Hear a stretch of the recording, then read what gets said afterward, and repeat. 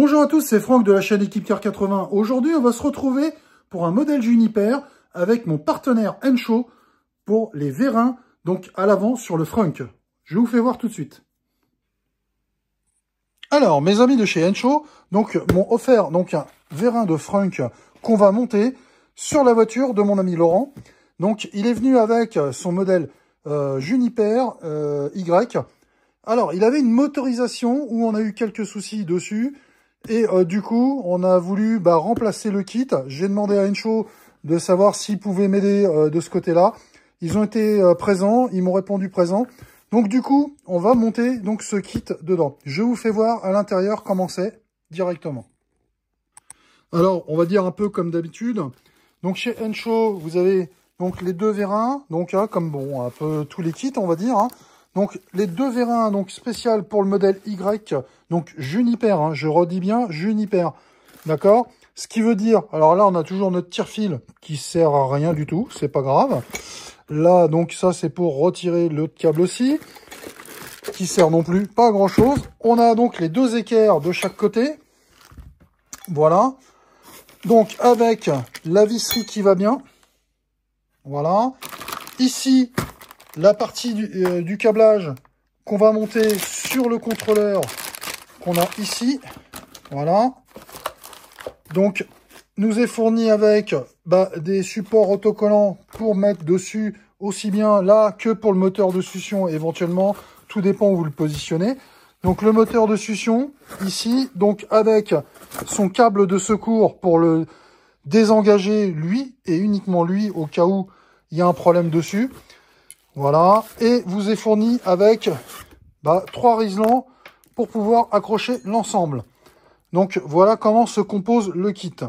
Donc on se retrouve sur le modèle Juniper pour le monter. On voit ça ensemble. Alors on se retrouve sur le véhicule. Alors celui-ci a un petit problème. Il a été monté avec un kit où on a un souci au niveau de l'équerre. Au niveau de l'équerre à l'intérieur, elle est trop courte, ce qui fait que même fixée, elle se met en rotation. Ce qui fait que quand le frunk est fermé, on a un écart ici, à ce niveau-là, au niveau du capot directement. Donc du coup, on va remplacer complètement. Alors, étant donné que j'ai vraiment besoin d'accéder à tout, je vais vous faire voir comment on démonte intégralement, même la baie de pare-brise du coup avec. Parce que il me faut vraiment de la place pour accéder aux vis en dessous, de chaque côté. Et pour pas être embêté, je vais enlever toute la baie de pare-brise complète. Donc je vais vous faire voir. C'est pas compliqué en soi. Ici, on va démonter de chaque côté les opercules en plastique. Vous avez deux écrous de 15 à l'intérieur. On va desserrer.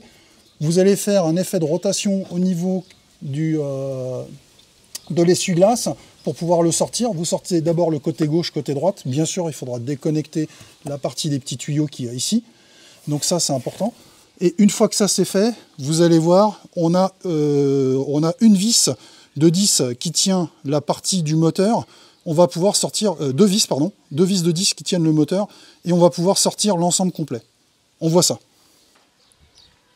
Alors le démontage, on va enlever ici les 4 vis dessus dans un premier temps. Donc toujours pareil avec du 10.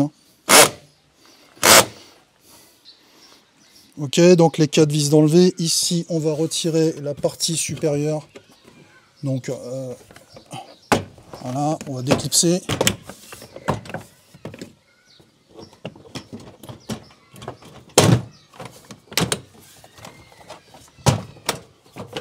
Ok, donc on enlève cette partie. Voilà, j'ai enlevé la bassine après. Après, ici, vous avez 2 vis de 10 concernant le filtre HEPA.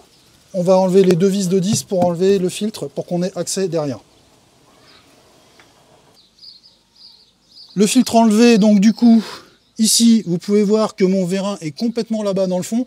Donc vous voyez que j'ai vraiment tout ce système-là qui va m'embêter, sérieusement. Donc c'est pour ça que je vous dis que je vais faire un démontage de ce côté-là.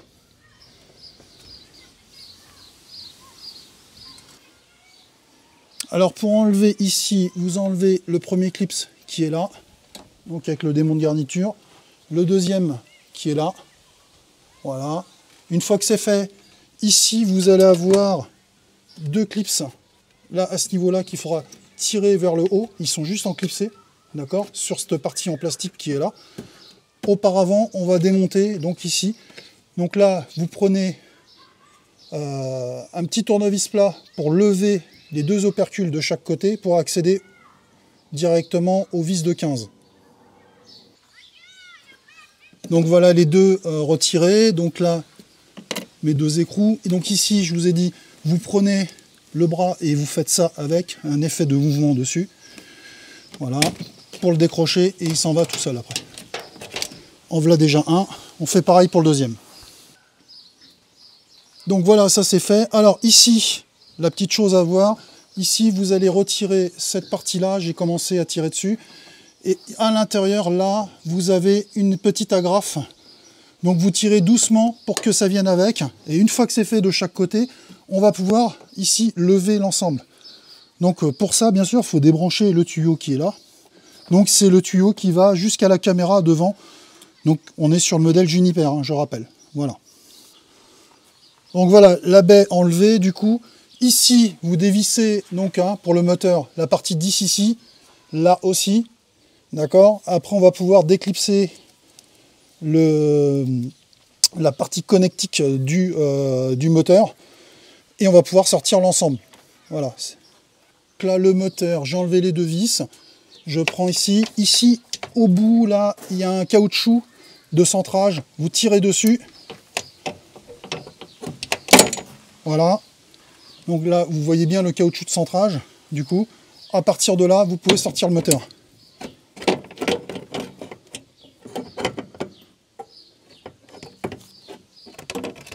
Voilà. Et ici, je peux enfin le déclipser.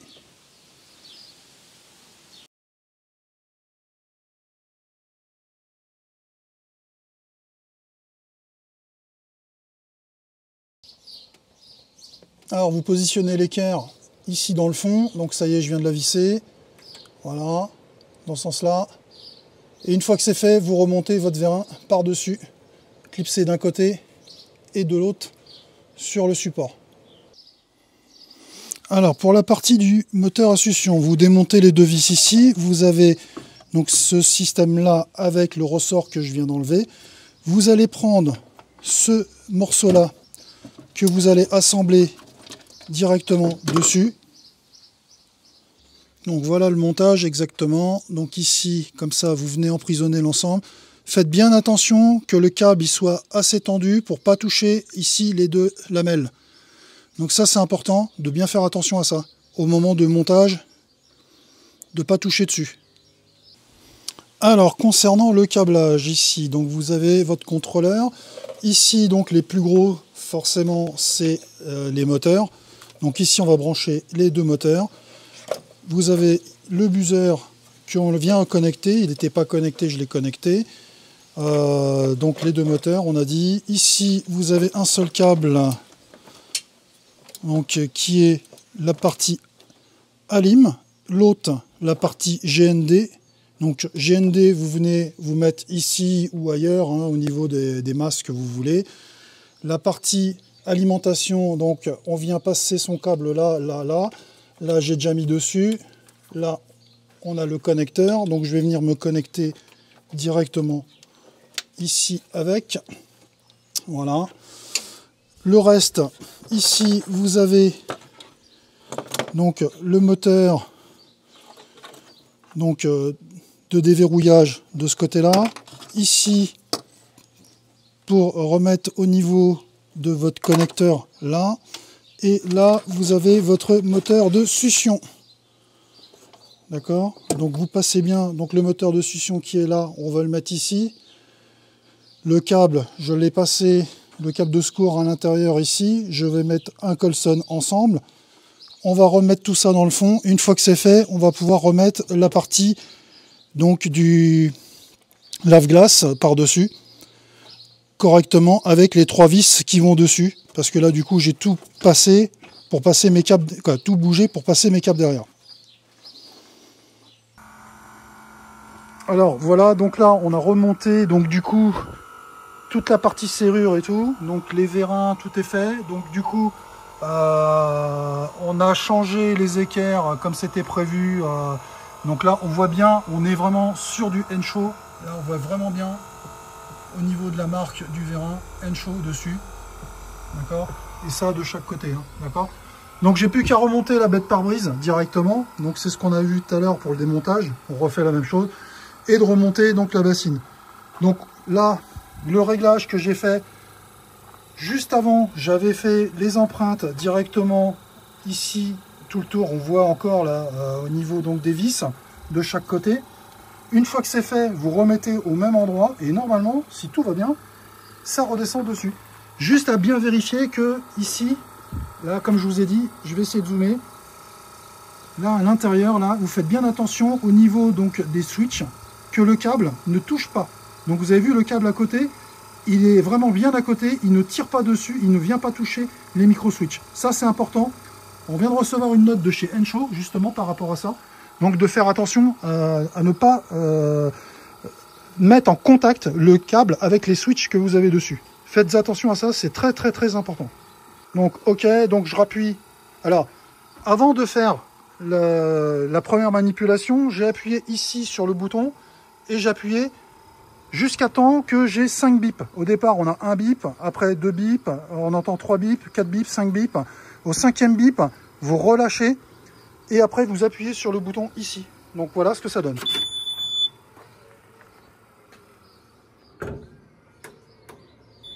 Ok, donc là voilà, et on n'a plus notre problème comme on avait auparavant sur l'ancien.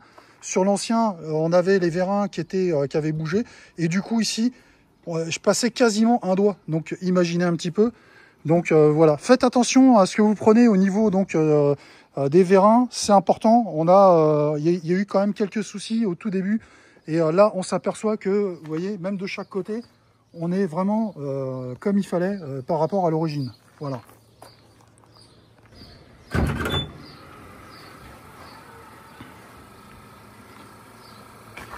Voilà, donc il n'y a plus qu'à remonter tout ça et c'est fini.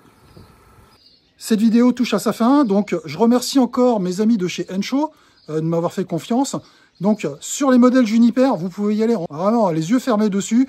Ils ont ce qu'il faut au niveau donc du vérin, il n'y a aucun problème. On se reverra bientôt sur d'autres accessoires sur le Juniper. J'ai plein de choses à vous montrer. Il y aura plein de vidéos derrière, donc restez bien en ligne. Allez, à très bientôt pour d'autres tutos et d'autres vidéos sur la chaîne Equip Car 80. Au revoir.